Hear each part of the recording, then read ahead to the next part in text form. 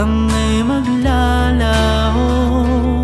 Oh, oh, ikaw ay simo sa tuktok ng bundok, ika'y kanlungan sa lahat ng gulo.